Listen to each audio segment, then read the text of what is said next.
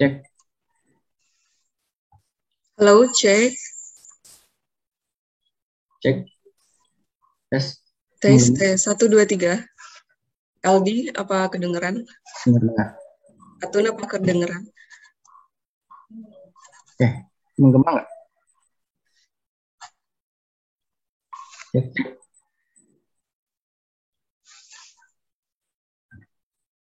Cek.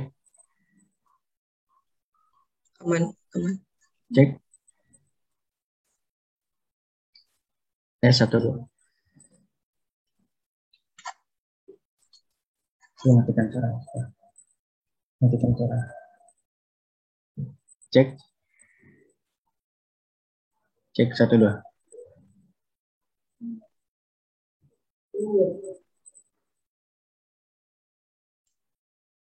Cek, cek.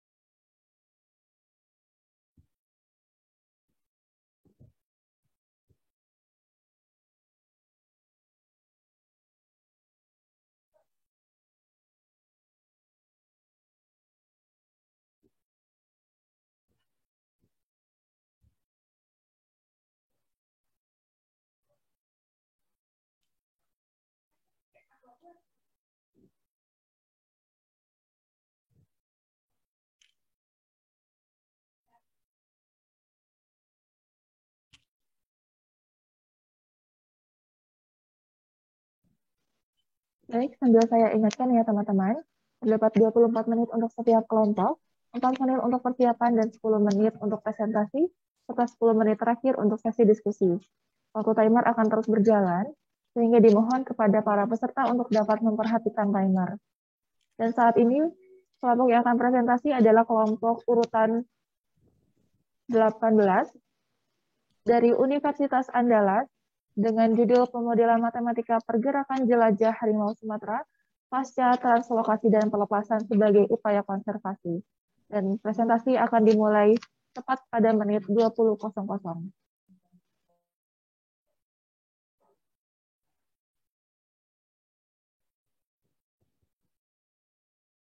Cek. Cek. Gema.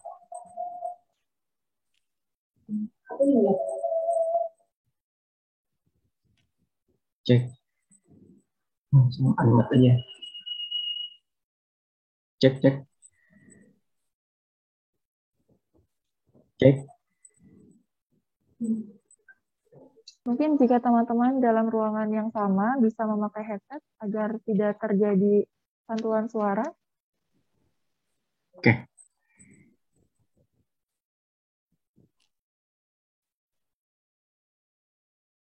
Langsung unmute. Oke. Cek, cek. Dengar tuh? Ya.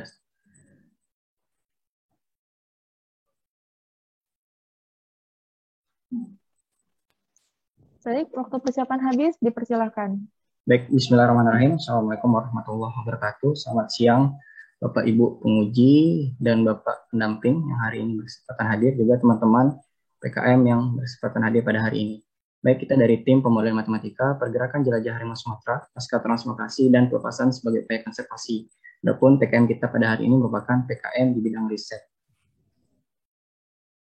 Nah, adapun yang terlibat dalam penelitian ini, yang pertama itu pembimbing, itu Dr. Mahdifan Syafwan sebagai pembimbing, kedua Elgini Saputra sebagai ketua tim, yang selanjutnya itu Zakia Sifaur Rahma sebagai anggota 1 dan Fakia Rabiatunisa sebagai anggota 2. Nah, adapun latar belakangnya, Indonesia merupakan negara yang memiliki 3 dari 9 subspesies harimau yang ada di dunia. Salah satunya harimau Sumatera. Hutan Sumatera sebagai habitat alami harimau Sumatera terus mengalami fragmentasi dan deforestasi. Hal ini menjadi salah satu penyebab dari konflik manusia dengan harimau Sumatera. Harimau yang terlibat konflik biasanya direhabilitasi dan ditranslokasi ke daerah baru. Beberapa tahun belakang ini, translokasi menjadi salah satu solusi mitigasi konflik manusia dengan satwa liar. seperti kucing besar termasuk harimau. Pada translokasi harimau Sumatera pernah dilakukan pada Juni 2009 oleh BKSDA Sumatera Barat dengan lembaga mitra yang ada di wilayah Taman Nasional Kerinci. Namun sayangnya, harimau tersebut ditemukan mati terjerat di tengah hutan setelah 1 minggu dilepas liarkan. Oleh karena itu, proses translokasi harimau Sumatera harus dimonitor menggunakan kalung GPS sebagai sumber informasi keberadaannya dan bagaimana gerak jelajahnya sebagai acuan dari penelitian ini. Dan juga untuk penelitian tentang gerak jelajah harimau Sumatera juga pernah dilakukan oleh Priyatna pada tahun 2012 mengenai jarak rata-rata dan perpindahan maksimal per hari dari harimau Sumatera. Sedangkan tentang pemodelan matematika lebih lanjutnya mengenai pergerakan jelajah harimau itu belum pernah dilakukan. Maka dari itu kita bersama tim bertekad untuk mengkaji lebih dalam lagi mengenai karakteristik pergerakan jelajah harimau melalui gerak jelajahnya dengan pendekatan model matematika sebagai upaya program konservasi dan kedepannya. Nah, adapun rumusan masalah dari penelitian ini yaitu bagaimana memodelkan atau bagaimana model matematika pergerakan jelajah harimau yang telah dilepas liarkan. Nah, yang kedua, bagaimana analisis model matematika dalam menentukan kategori yang paling berpengaruh pada pergerakan jelajah harimau Sumatera pasca translokasi dan pelepasan. Nah, untuk tujuan penelitian kita, yaitu memperoleh model matematika yang dapat mendeskripsikan pergerakan jelajah harimau Sumatera pasca translokasi dan pelepasan. Dan yang kedua, mengetahui kategori apa saja yang paling berpengaruh pada pergerakan jelajah harimau pasca translokasi dan pelepasan. Dan untuk manfaat dari penelitian ini yaitu meningkatkan kesuksesan program translokasi dan pelepasan harimau Sumatera. Dan yang kedua, menjadikan hasil analisis dari model matematika sebagai bahan rekomendasi bagi pihak otoritas dalam melakukan pelepasan harimau. Oke, selanjutnya kita masuk ke bagian kedua yaitu mengenai target luaran, di mana yang pertama adalah terbentuknya model matematika terbaik pergerakan jelajah harimau Sumatera pasca translokasi dan pelepasan. Yang kedua, dapat ditentukan kategori apa saja yang paling berpengaruh pada pergerakan jelajah harimau pasca translokasi dan pelepasan. Yang ketiga, dilakukannya seminar online The Fifth International Conference on Mathematics and Mathematics Education atau ICM2E. Dan yang keempat adalah terpublikasikannya suatu jurnal pada Jurnal International Communication in Science and Technology yang terindeks Scopus Q4 dan Sinta 1. Selanjutnya, untuk tahapan penelitian, yang pertama kami melakukan studi literatur yang diawali dengan diskusi bersama dosen, tim, dan juga dosen Biologi Universitas Andalas. Selanjutnya, kami juga mempelajari jurnal yang berkaitan dengan penelitian ini. Tahapan selanjutnya, kami melakukan pengambilan dan pengolahan data, di mana setelah melakukan pengambilan data, kami merubah data tersebut yang awalnya berupa data observasi menjadi data statistik. Dan dari data statistik ini, kami memformulasikan model menggunakan log linear. Dari situ, kami melakukan evaluasi model dengan membandingkan hasil analisis model dengan data empirik. Selanjutnya, kami menginterpretasikan hasil tersebut terhadap kebijakan untuk kesuksesan translokasi dan pelepasan harimau. Dan selanjutnya, melakukan seminar, publikasi, dan membuat laporan akhir.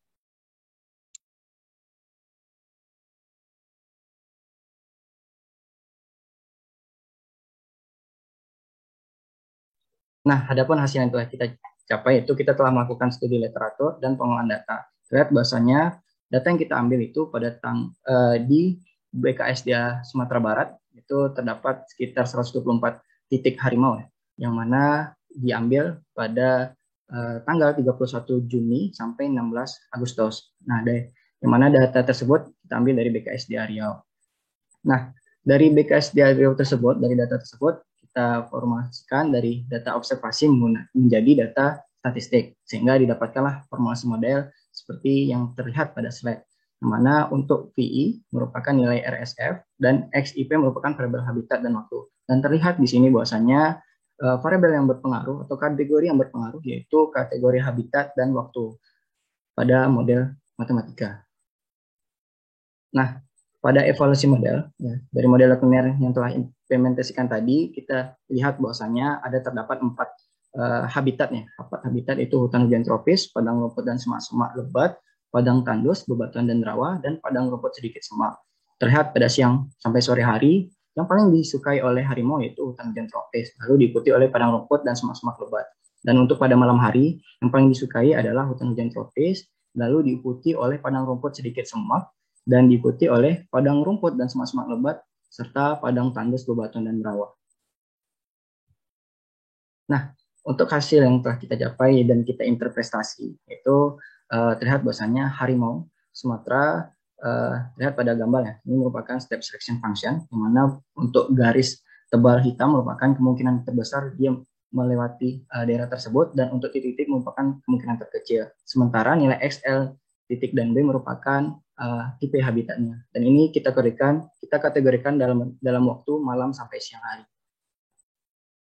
Dan untuk hasil yang telah kita capai, kita telah melakukan atau telah mendapatkan LAOA yang nantinya akan kita presentasikan pada tanggal 25 sampai 26 September. Dan untuk hasil yang telah kita capai selanjutnya itu telah kita submit nih pada jurnal internasional Communication in Science and Technology yang terindeks Scopus dan Sinta 1.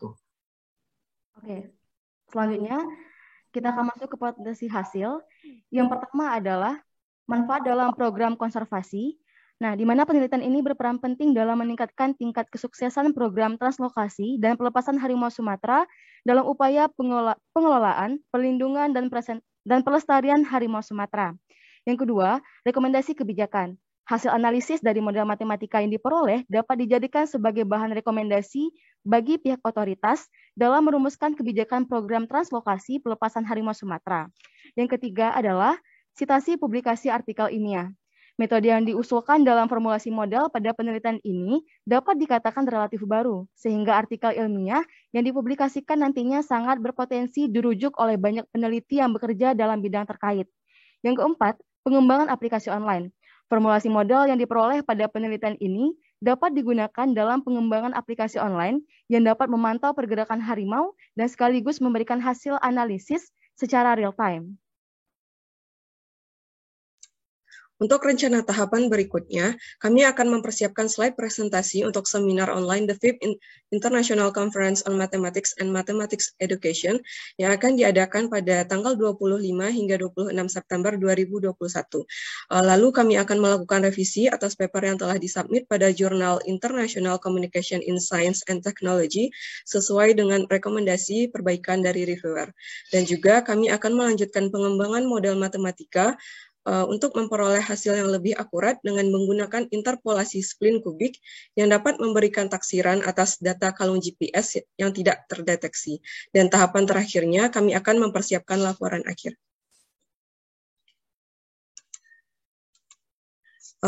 Dan juga kami ucapkan terima kasih kepada Kementerian Pendidikan dan Kebudayaan yang telah mendukung kegiatan penelitian ini, dan juga kepada BKSDA Sumatera Barat, Pusat Rehabilitasi Harimau Sumatera Barat Darmasraya, Statistics and Computation Laboratory, jurusan Matematika Universitas Andalas, dan juga Laboratorium Ekologi Hewan, jurusan Biologi Universitas Andalas. Sekian presentasi dari tim kami. Terima kasih. Baik, terima kasih kepada kelompok 18. Langsung saja dipersilakan kepada Bapak penilai untuk bisa memberikan tanggapan dan juga pertanyaan. Ya, baik, terima kasih. Selamat adik-adik ya, yang sudah berani mengikuti perjalanan harimau. Kalau saya nggak mau. Ya, oke. Saya ingin konfirmasi aja dulu. Yang pertama, ini modelnya pakai log linear ya. Apa landasannya kok menggunakan log linear? Baik, cek. Ya, baik, terima kasih Pak atas pertanyaannya. Yang mana ketika kita hari ini menggunakan model linear ya Pak, itu kita bisa mengetahui kategori mana saja yang berpengaruh. Jadi di awal sebelum kita mendapatkan hasil itu ada 3 kategori. Yang pertama ada tipe habitat, yang kedua ada tipe lahan, dan ketiga ada tipe waktu. Nah, untuk menentukan kategori mana saja yang paling berpengaruh dari penelitian ini atau dari data yang telah kita dapatkan, itu menggunakan model log linear. Sehingga ketika kita telah mendapatkan itu, kita dapatkan 2 yang paling berpengaruh. Ya, 2 yang paling berpengaruh itu ada habitat dan juga ada waktu. Ya. Jadi tujuannya untuk model matematik yang Anda gunakan itu ditentukan setelah ada data ya? Iya, setelah ada data, Pak. Nggak ada data. Kenapa kok tidak menggunakan model yang terakhir tadi apa? Yang disebutkan Zakia tadi? Oh iya, izin menjawab Pak ya. Yang untuk spleen kubik ya Pak ya. Kan kita datanya ini untuk harimau itu kan ada data yang hilang, ada data yang kontinu ya Pak. Dia tuh data GPS itu sekali sejam didapatkan kalau berdasarkan sistem. Namun untuk data harimau tersebut itu bahkan ada sehari yang tidak didapatkan. Nah, untuk mendeteksi itu kita memerlukan spleen kubik gitu Pak. Nah, karena waktu yang tidak memungkinkan Pak, tapi untuk program sebenarnya udah ada Pak. Nah, jadi insya Allah ke depannya programnya itu aplikasinya ini baru punya atau softwarenya ini atau baru selesai Pak. Sebelumnya sudah ada softwarenya? Baru selesai Pak. Baru selesai kemarin Pak. Jadi belum sempat menggunakannya. Oke. Ya. Jadi pemilihan model ini setelah ada data ya. Saya pikir sebelum ada data Anda sudah menentukan dulu ingin menentukan A, B, C, D enggak ya? Belum Pak. Oke. Nah kemudian pada saat Anda menggunakan model log linear tadi, itu kan Anda transformasikan data pengamatan ya? Ya. Menjadi data statistik itu bagaimana? Ya.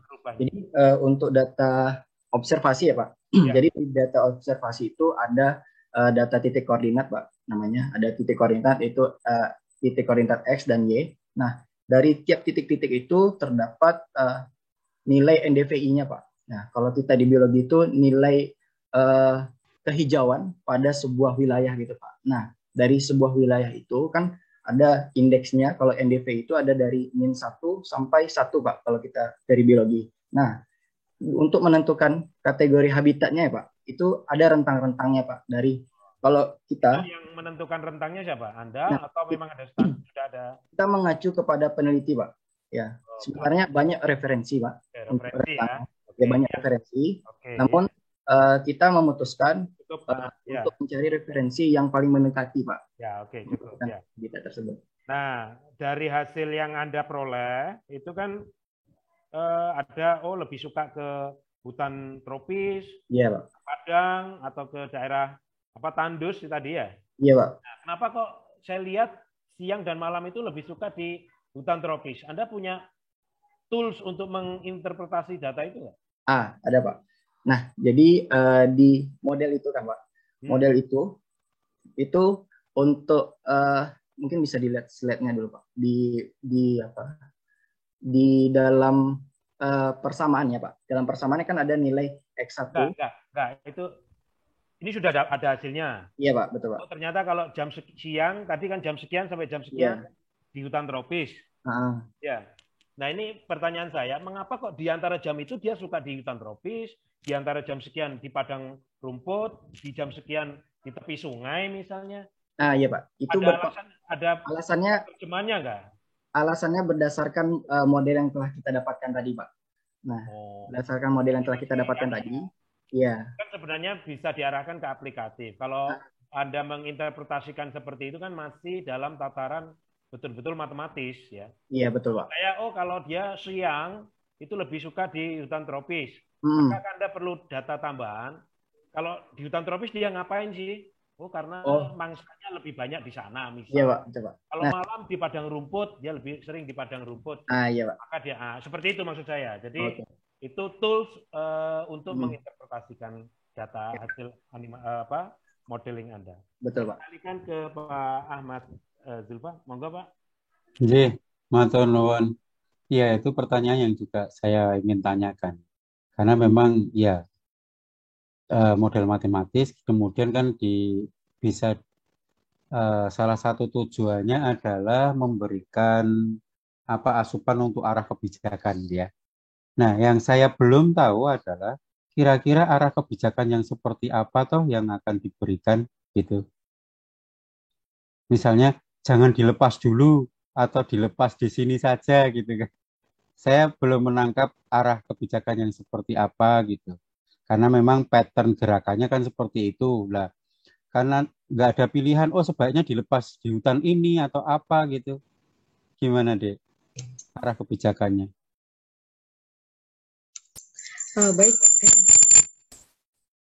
Baik, izin menjawab, Pak. Jadi dari data yang kita dapatkan, di mana menghasilkan bahwa harimau tersebut lebih suka menjelajah di hutan hujan tropis. Dengan demikian, kita bisa merekomendasikan kepada Balai Konservasi seperti BKSDA agar dapat melakukan pelepasan harimau di habitat hutan hujan tropis. Dan juga kita bisa memberikan gambaran kepada Balai Konservasi dari titik pelepasan tersebut ke arah mana harimau tersebut akan menjelajah. Jadi kita bisa mencegah harimau tersebut untuk memasuki kawasan pemukiman warga atau kawasan perburuan, sehingga dapat dilakukan konservasi. Demikian, Pak. Iya, berarti rekomendasinya adalah tempat, yang kedua titik pelepasan gitu. Titik pelepasannya ya, karena diperkirakan supaya tidak mengganggu warga. Iya, Pak.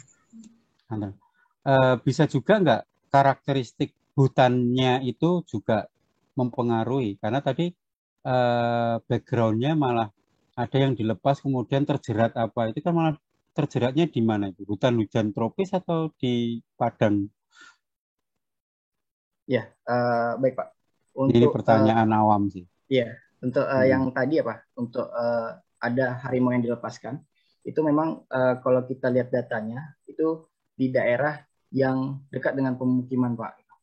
Ya sekitar 3 kilo atau 4 kilometer lah dari pemukiman. Sehingga memang banyaknya orang yang ingin memanfaatkan harimau tersebut, sehingga memang di situ dia terjerat gitu Pak. Nah, jadi dari model ini Pak, sebenarnya memang kita ingin mengetahui di mana sih tempat yang cocok gitu untuk pelepasan harimau, sehingga ketika kedepannya ketika kita ingin melepaskan harimau tersebut, kita bisa menganalisis tempat mana saja yang paling cocok untuk harimau tersebut. Bisa jadi kita memilih hutan hujan tropis yang sekiranya paling jauh lah dari pemukiman gitu Pak, sehingga tidak adanya deforestasi terhadap harimau Sumatera tersebut Pak. Iya, iya. Terus data ini rawan bocor nggak ya? Kalau bocor kan malah bisa dimanfaatkan pemburu untuk mencari, oh di sana harimaunya. Iya Pak. Untuk data ya Pak, sebenarnya data ini memang sangat rahasia sekali Pak, dan untuk mendapatkan data ini juga lama sekali gitu Pak. Kita juga bekerja sama dengan dosen biologi dan juga dengan pimpinan BKSDA Sumatera Barat gitu Pak. Untuk Iya. jadi Bisa memang jadi pemburu harimau malah termanfaatkan kalau iya, Pak. itu membantu malah. Nah, iya. Malah niatnya pelestarian malah menunjukkan. Iya. Iya, oke. Jadi memang ini akan sangat bermanfaat, betul. Cuman saya tadi mengkonfirmasi manfaat seperti apa yang diitukan. Kalau saya bilang sih ya sejauh mungkin dari pemukiman itu kan orang umum akan bilang begitu gitu ya. Iya. Oke, terima kasih. Dari saya cukup sekian. Saya kembalikan ke Mbak Via. Baik, terima kasih kepada kelompok 18 dan juga